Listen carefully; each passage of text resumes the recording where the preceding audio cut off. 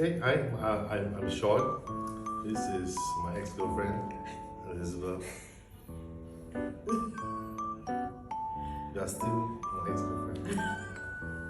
Hi, I'm Elizabeth.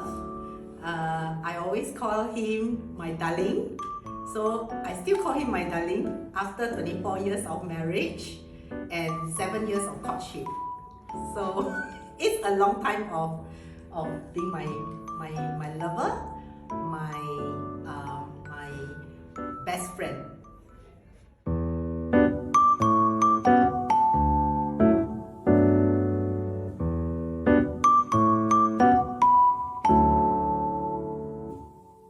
So for me, actually, no big surprise, because we actually dated for 7 years. So went through marriage counseling, which actually uncovered a lot of surprises. So the aim is actually to make sure that you have no surprise, okay, as little as possible. Anyway, I always feel that it takes a lifetime to know a person.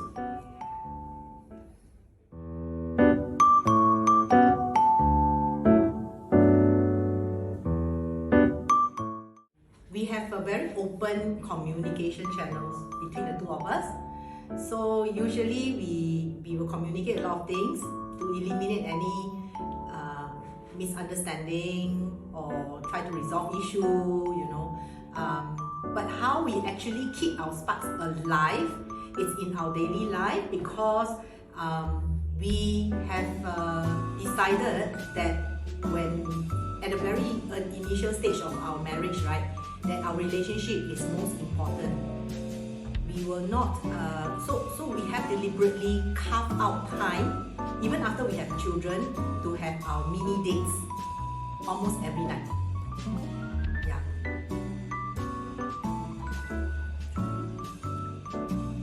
What did she say?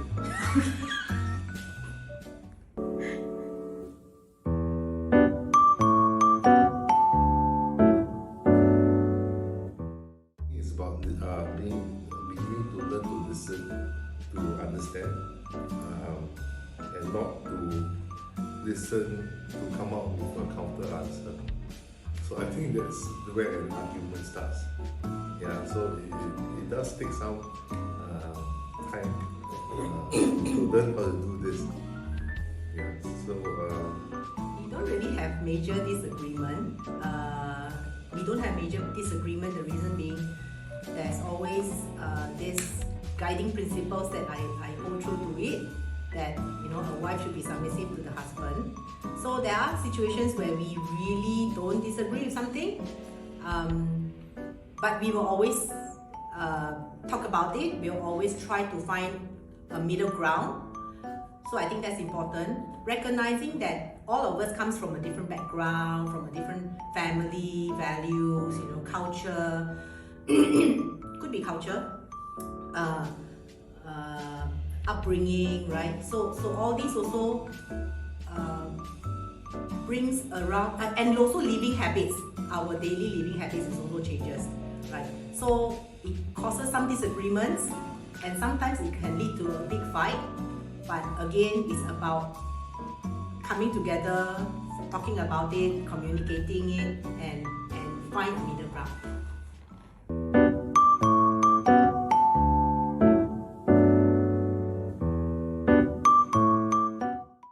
So some time ago that we did this survey, I thought that was my love language. Then last night while looking through the whole list, actually it's every one of them. Okay, some to a greater degree, some lesser. But I think a point I feel that young couples make a mistake, or especially the guys, is that they make the mistake of thinking that after marriage it ends there. No, so it's like your favorite toy. You like it so much. Then after you get it really, then you put it on display. I think guys make this mistake of treating their wives not like their girlfriends. And then they begin to be complacent. So I feel that this love language change is very important. So like what my other half said, right, there are 5 love languages. So maybe I'll just reiterate, just for the benefit of people. Words of affirmation, quality time, physical touch, acts of service, receiving gifts. I would say there are actually 6. Okay, 6 love languages, because the 6th one is all of the above, and it belongs. So I belong to that category of the 6 love languages. So it is. I think throughout this my marriage of 24 years and 7 years of courtship, he does not know my love language all the time. So I do have to tell him, because if I don't tell him, I feel the angst, and then there will be disagreement and there will be argument. So of course, this is not just like, okay, first day, it happens, then we rectify that issue. It is over 24 years, to be honest. And just last week, we had a disagreement also of the act of service that he did not perform, and I got very angry. Yeah, I wonder what happened. I need to tell him. Then we need to talk about it. Then we need to resolve it. At least he knows. So it's about this this concept of mindfulness that we sometimes get angry because the other party doesn't know what they don't know. So I have to remind myself that if I'm not happy about something, I have to tell my partner.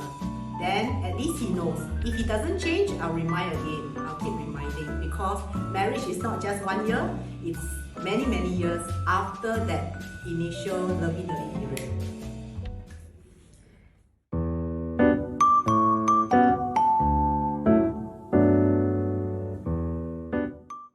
What I really like about him is he's very faithful.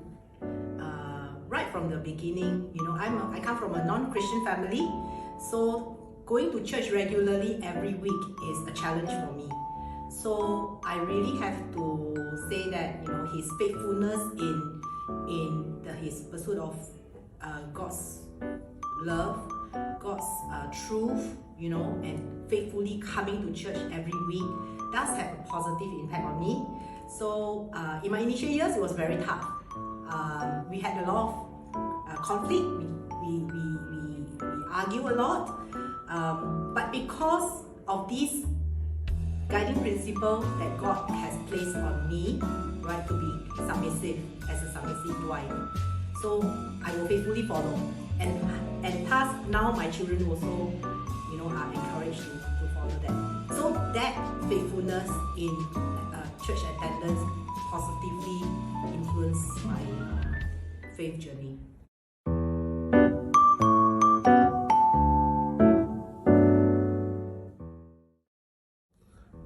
What a lot of guys make the mistake is they want to win the argument. Okay, sometimes it's not about being right or to win the argument, but to be able to understand the pain or what the person is trying to say, instead of trying to win the argument.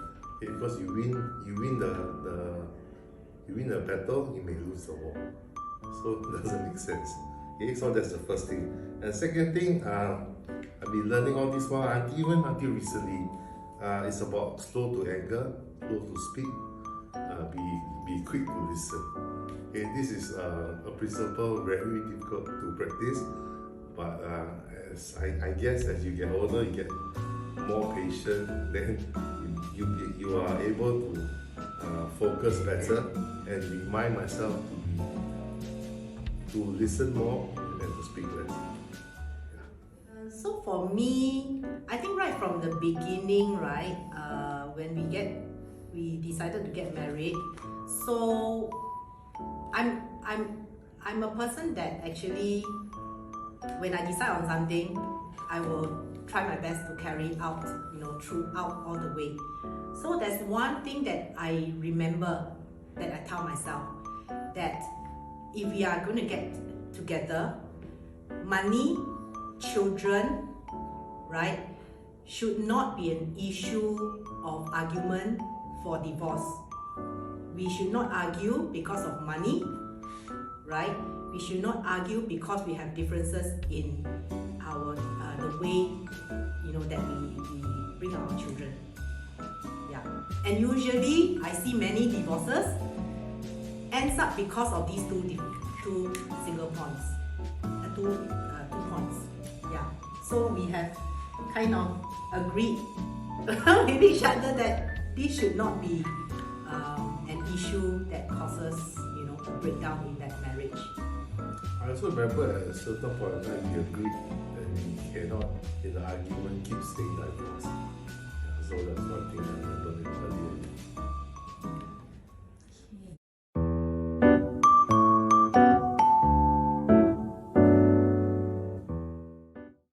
Over time, we have progressed from date nights, parties, all the fanciful restaurants to NTUC shopping, grocery shopping, walking in the park, So these are the progressions.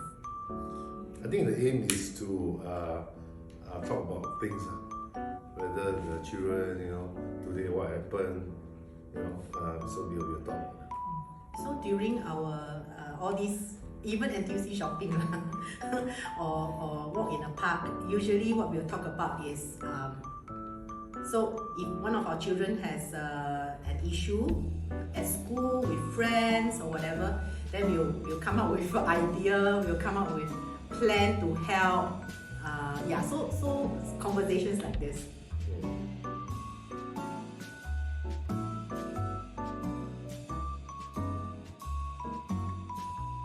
My guiding principle, right? God's guiding principle to me as a wife. And all these years, as much as I don't like it sometimes, but I still will continue to observe and be faithful in observing what God has to say. It's in Ephesians 5:22-23. So it says, wives, submit to your husbands as to the Lord. For the husband is the head of the wife, as Christ is the head of the church, his body, of which he is the Savior. Now, as the church submits to Christ, so also wives should submit to their husbands in everything. James 1:19. They are slow to anger, slow to speak, quick to listen. So in the beginning it was really trying to not be argumentative. Then because some people say, guys, you are so sensitive to your car engine. There's some mechanical failure happening, and you can hear the sound. Then the joke is actually your wife or your girlfriend complain that you don't know what's happening. So I think it's about selective listening. Now it's about taking the effort to really listen, to understand the other party's pain, instead of trying to counter the argument. So James 1:19.